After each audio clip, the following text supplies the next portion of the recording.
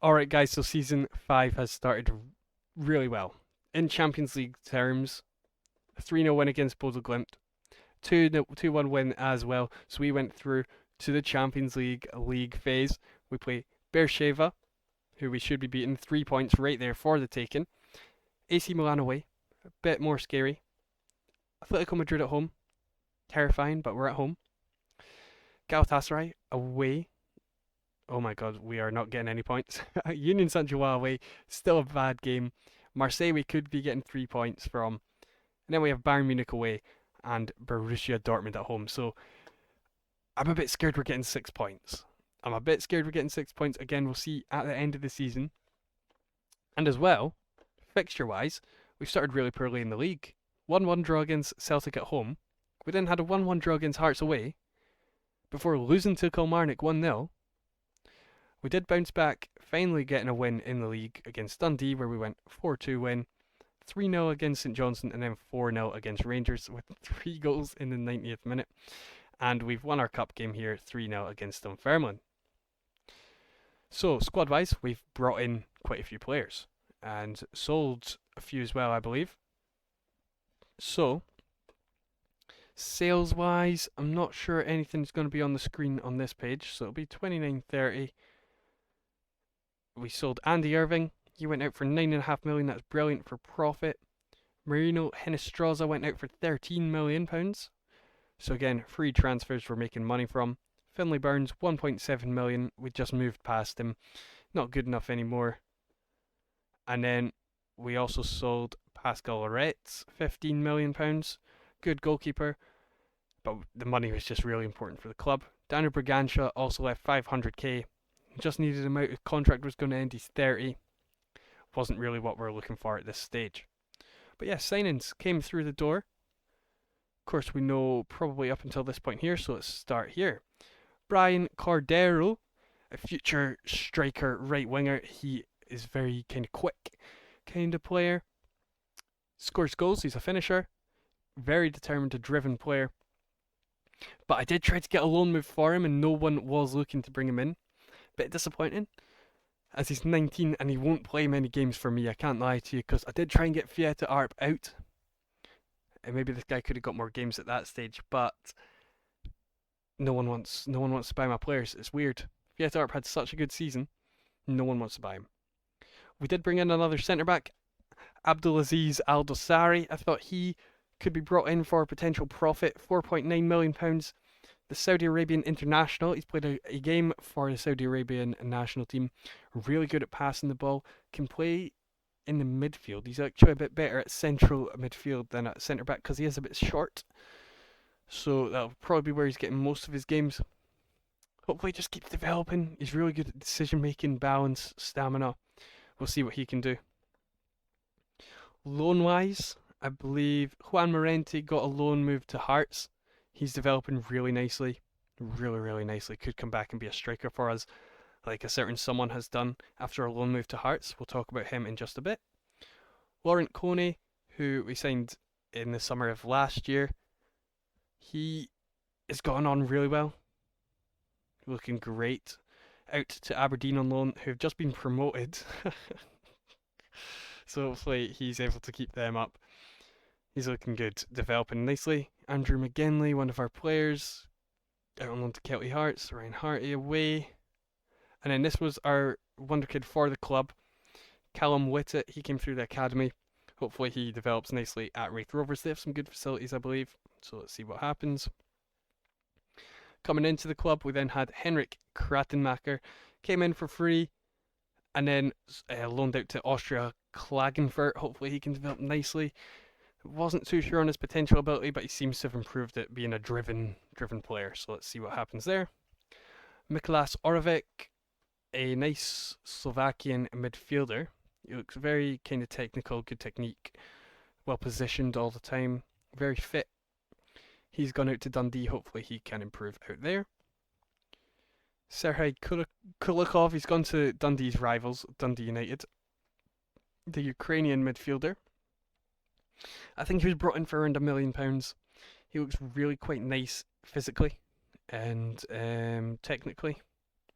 And his mentals are quite nice as well. He can get his composure and the concentration up, and he'll be very, very good. A good future international for Ukraine for sure.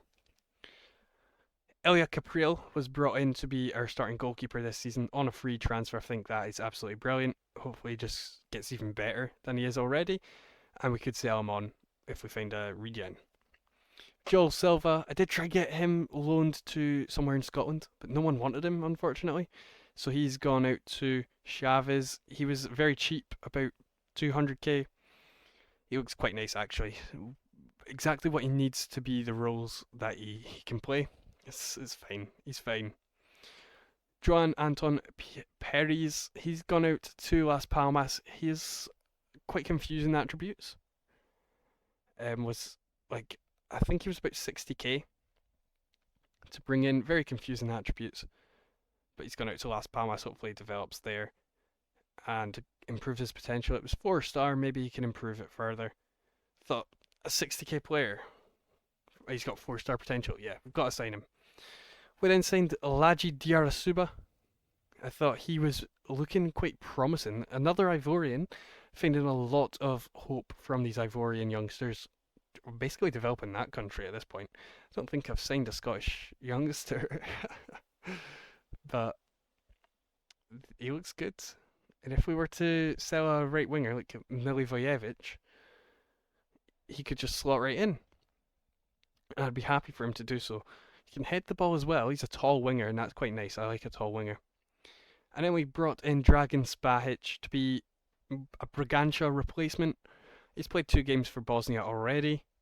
£1 million for this youngster. I thought, absolute bargain. Absolute bargain indeed. Great, great player. Players we've loaned out as well. I'm not sure any of these matter really. We did lose Zilli on a free, that's fine, because I'll show you in a second who's our striker for this season.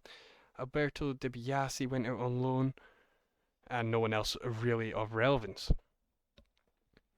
So, team-wise, if you remember, we had a few players out on loan last season. Kouakou, who's going to be playing in our left-back role. He looks very nice so far this season. 2 assists in 2 starts. We have Simeon Iliev, who's going to be backup striker, trying to get him to be our starting striker. 2 goals, 1 assist for him so far. The same as Arp, who's really struggling to start the season. Roberto Silva, wanted by Al Ali. Interesting to see. And I am actually struggling to get some players out on loan. Like Brian Cordero still has no interest in him. Maybe we could, I don't know. We can't start him. Milivojevic is too good, especially with Diarabusu in behind him. This is kind of how we look, yeah. This is the team we've been playing. It's quite nice. I've not changed the formation either. So we're still playing this. Diouf still has not learned how to play this wide midfield role. Usually it's Kouakou out on this left-hand side, and the centre-backs are just taking turns. Roberto Silva, I would like to play more often. But Salah and Moreira really controlling that midfield. And somehow Keelan Adams is still here. Not found anyone to come in for him. He's a Scottish guy, so he's keeping the homegrown nation up right now. Let's take a look at other teams who qualified for Europe. Of course, we had 5 teams in Europe this season.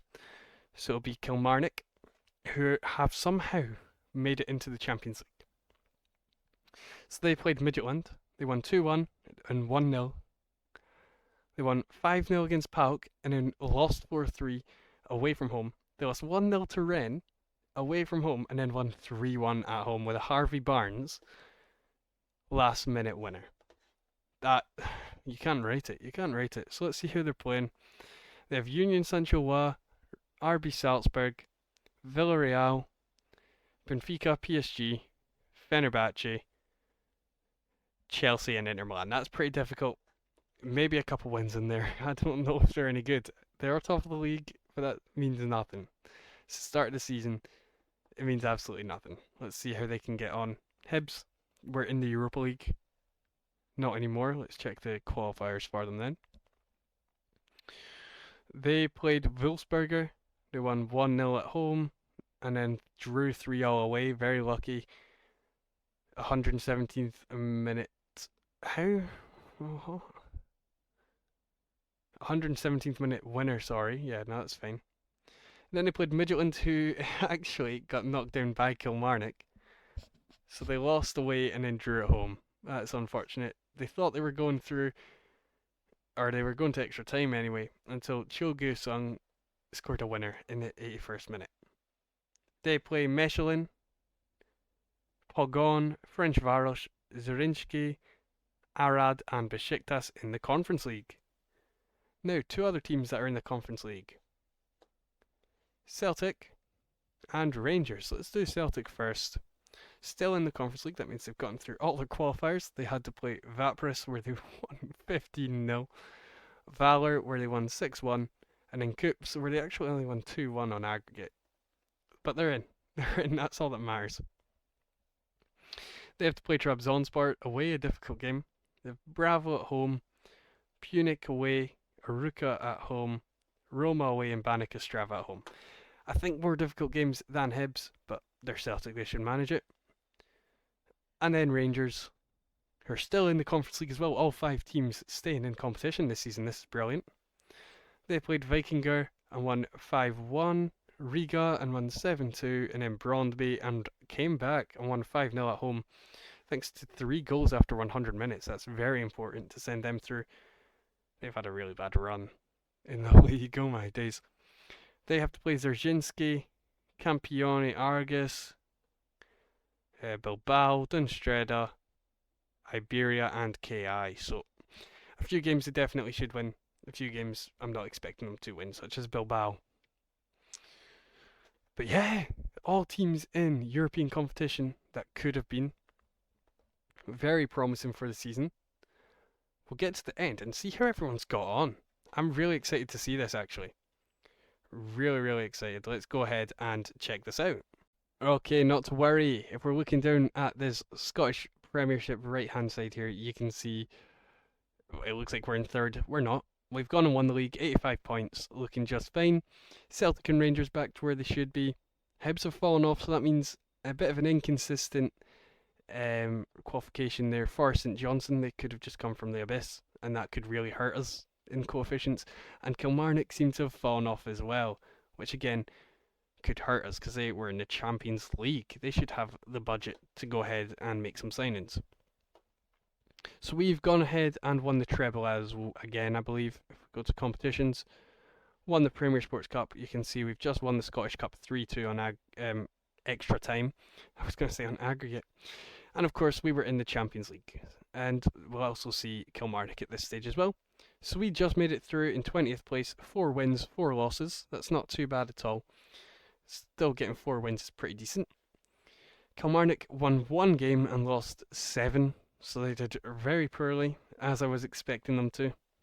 We then had a knockout playoff round against Manchester City, where we won 6-3 on aggregate. That's absolutely insane. Very proud of the team involved there. Then we had the round of 16 against Barcelona. Put up a bit of a fight, 7-3. What can you do against Barcelona? Let's be honest. If we had maybe... I was going to say if we had Frankfurt. We couldn't have played Frankfurt. If we had maybe one of the Milans, Spurs, could have done something. But no, we had Barcelona. Benfica we could have beat. But we got Barcelona, and it's unfortunate, but it's a round of 16 exit for us there. And we'll just take a look at the squad before looking at everyone else as well. Did we do any signings and sales, actually? Signings through January were Camilo Rodriguez on a free. A 19-year-old Colombian centre-back, tried to get out on loan. Didn't really come about, nothing happened for him, but he seems decent. He's not got the passing ability, but just a regular centre-back. And then Sergei Tapura, a right-sided centre-back who could play at wing-back, who I think I might start playing there. He's got good dribbling, good first touch. I really do like him. He might be our starting right-back for next season. Bosnian, future international for sure. Really promising. £250,000 we signed him for. He looks so good. Tried to get him out on loan again. Didn't really happen, but that's alright. We did also sell Danilo Milivojevic in January. He's made appearances for Serbia now, but he went out for 15.5 million. We made £10 million profit there. He didn't really develop too much with us. I think he lost some finishing, but he was a good player. He was a good player. How did he do for us? Not able to see. He was good for us. He was good for us. Only 4 goals. It says 6 goals here. 6 goals, 4 assists in his last season there. Not too good, but he was decent. He was decent. That means Diarra Suba got more games, better development, so that was important that we actually got rid of him. If we look here, Simeon Iliev is the best player in the world, apparently. 28 goals, 14 assists. He's 4.5-star ability at us here, and he could potentially grow on more. I believe that makes him a world-class player. 9 games, 8 goals for him there. He doesn't really look too world-class. He could definitely go on a bit more if he was trying to get there. And he's got the personality for it. This value's crazy. The value's crazy. He's so good. He's so good. We also have Dragan Spajic, who, of course, we signed in the summer of last year. I said he was going to be an international. There he is. He's done it. Looking really good, developing so nicely. He's been playing left wing sometimes, through the middle when there's some injuries. Brian Cordero still didn't get out on loan in January. That's really harmed him, I think, because I couldn't really do anything with him. He's played 20 times for Costa Rica. They don't care. But I have been trying to play him. 7 games, 4 off the bench, 3 goals. I can't really do much. I'm sorry. I've got players. I'm trying to prioritise winning as well. Juan Carlos Murillo might have reached his potential. I think it might be time to say goodbye to him. I know it's a bit early to say goodbye, but he's not very good. 6 goals, 7 assists say otherwise, to be honest. They say he's pretty good. But I don't like his attributes. I don't know. We'll see if he can stick around.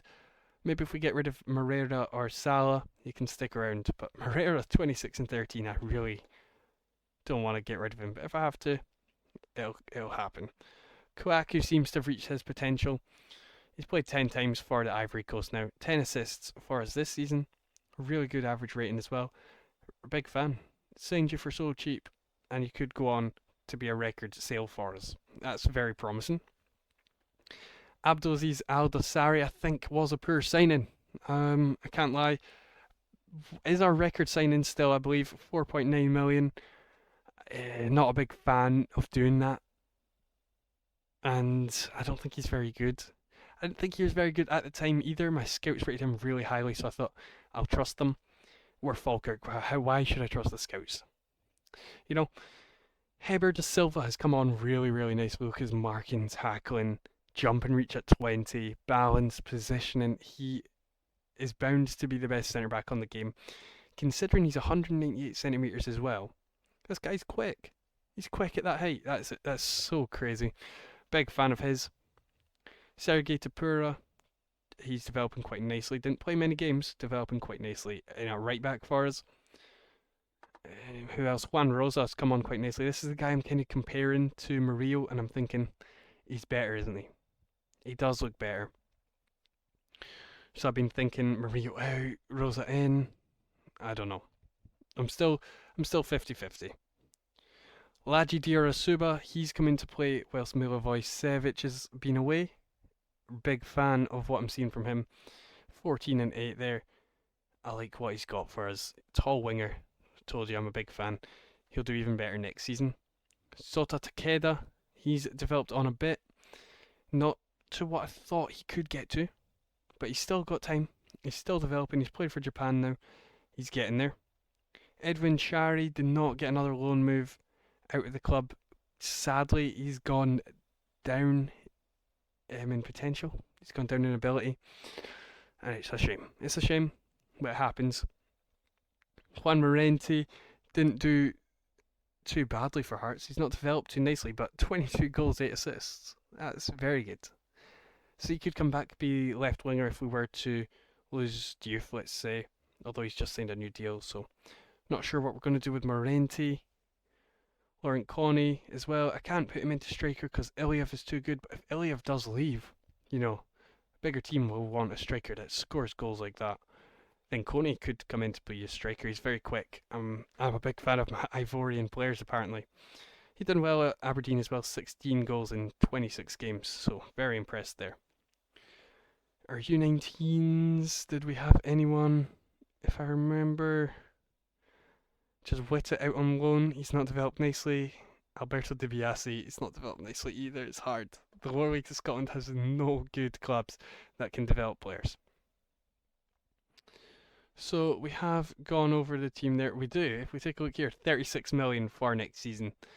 That'll really help us sign some more young players to loan out, hopefully, if anyone will take them. And to just keep winning games. Just keep winning games, and hopefully the national team can do well as well. At some point, I'll try and sign some more Scottish players as well, because we are running low on qualification, well, registration spots, I meant.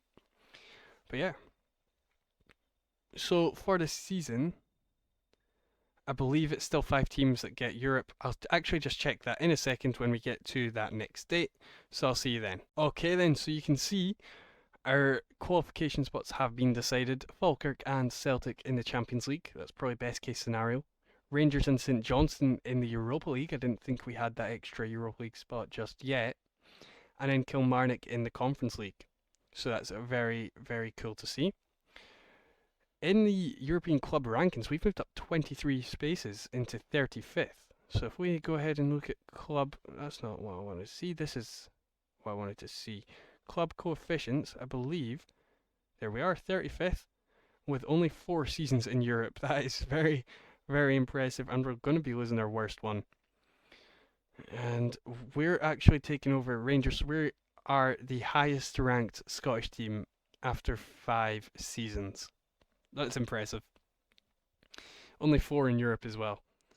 So that is pretty good from us. I'm not going to lie, I'm very happy with that. And already, it looks like we're moving up the rankings. We're going to be moving up to 25th at the rate we're on. 66 points already. So we're going to be the highest ranked team. Oh, almost. I was going to say we're going to be the highest ranked team outside of the top 5 leagues. We are almost there. Nation Club coefficients then. You can look at this. Actually, we'll go here. Scotland have moved up 3 places to 9th position. So as a result, one club will directly qualify to the Champions League. We can see that here. A league phase, 1 team. And then the league path, 3rd qualifying round, 1 team. So that means there's 1 game to play. You have 1 set of games to play before making it into the Champions League or dropping into the Europa League. For the Europa League, 1 team in the playoff, which means you have 1 game yet again, either Europa League, Conference League. 2nd qualifying round, that is quite a lot of qualifying for you to do. 3 games, 3 teams you have to come up against, so 6 games you'll play to make it to the Europa League. I think that'll be... No, that's for next season, never mind. And then 3rd qualifying round, you've got 1 game, Conference League or nothing. I think it's 1 game, maybe 2 games. No, it has to be 1. There can't be a playoff. Playoff means you're going in or out, I believe. In or down, not in or out. Who's talking right now? So Nation Club coefficients, we're in 9th. A 10.850, we're losing a 7.4. So Turkey are actually losing a worse score than us, and they did better. So we're going to be losing quite a high score actually for this next season. We're going to have to replicate. We're going to have to replicate quite a bit. We aren't looking at likely to take over Turkey or Netherlands here. So we are just going to have to do a season on our own to see what's going on. Hopefully it goes well. And right now actually is the perfect time to take a look at Scotland. The Scotland's national team. There we are, fixture schedule, because it's a World Cup year. So, we actually had World Cup qualifying, which we need to look at first, which was against Armenia, Kazakhstan, Turkey, Kazakhstan, Armenia and Turkey, where they lost 1 game, only to Kazakhstan. That is so not like Scotland. And I think that means they qualified just fine. So they went into the World Cup in a group with Honduras, Uruguay, and Morocco. So that's quite a hard group. But Honduras got chucked aside 6-1. No problem. I'm just trying to check who's in the squad. Who's this guy? Bodden Callum. 18-year-olds. Oh, okay, not bad. Not bad. And hopefully we can go on to win that. Oh, apparently they also won their league, their Nations League. So 2-1 win against Romania, 3-0 against Azerbaijan, 4-3 loss to Switzerland, 3-2 win against Azerbaijan, 1-1 draw, 2-1 win. Was there any playoff? No, that means they automatically went in. So they're in a group with Austria, Spain, and Denmark, which is a tough group. Hopefully they can stay in there. Again, I'm not sure we are developing too many Scottish players coming through. If we were to look in our academy, we do not have any good Scottish players. I have been asking for upgrades to the academy and stuff like that. You can see we've got facilities in progress, youth facilities in progress, coaching upgrade, and youth recruitment upgrade as well. So how would we see that? Club facilities. So you can see we have good youth facilities, which will go to great training, which will go to excellent, and we have excellent academy coaching and excellent youth recruitment. So we should be getting better players through our academy, hopefully. And with that, I'll see you in the next episode. We'll check up on Scotland's World Cup as well, just in the next season. So I'll see you then.